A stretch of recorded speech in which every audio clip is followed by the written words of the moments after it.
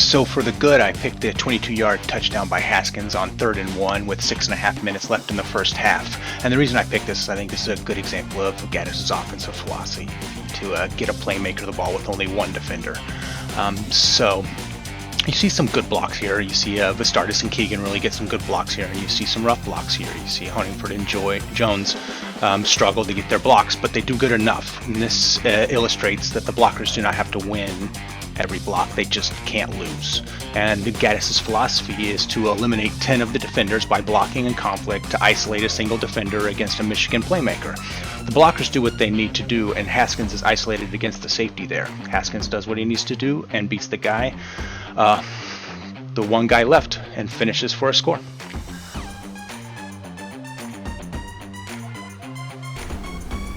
The bat. So I picked this because it's not really a bad play. It's a missed opportunity early in the game and could have really made a statement early in the season. This is 3rd and 3 with only a minute and 15 seconds into the game. Central Michigan shows 6 guys in the box and Michigan only has 5 blockers, and I think Cade here decides what he's going to do right away when they line up like this. You see the space given to all there, and a zero blitz would give Cade only enough time to make that easy pitch and catch. But this is just a setup by Central Michigan. The 2nd and 5th defender on the line drop into the curl zone to stop a slant. Cade throws the slant, and even though this is what they wanted Michigan to do, Cade and all hook up for the first down. If Cade would have read the blitz and saw them drop, then he could have held on to the ball a second longer and seen that both CJ at the top of the screen and Bell at the bottom have single coverage beaten. The throw made easier by no safety over the top, giving the quarterback and receivers lots of room to work.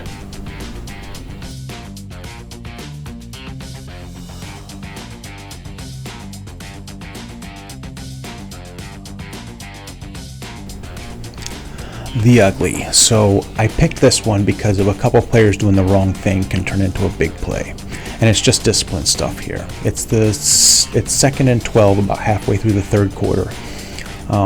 A 3-4 defense is a 2-gap defense, so you really need good stack and shed on both levels of the front 7, and in this case it's a front 6. The Mozzie is playing the nose tackle, the 5 tech is Jenkins, the strong side outside linebacker is Upshaw, the weak side outside linebacker is Harrell, the Mike is Ross, and the weak side inside linebacker is Colson. So Colson is blitzing the B gap on the weak side, and Upshaw and Harrell have outside contained. The run play is a simple inside zone. The 2 mistakes here are from Jenkins and Ross.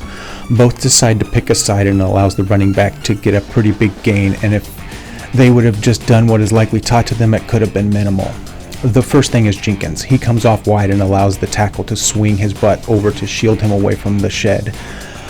The running back runs right by him, and if he would have just engaged square, then he probably could have made the play.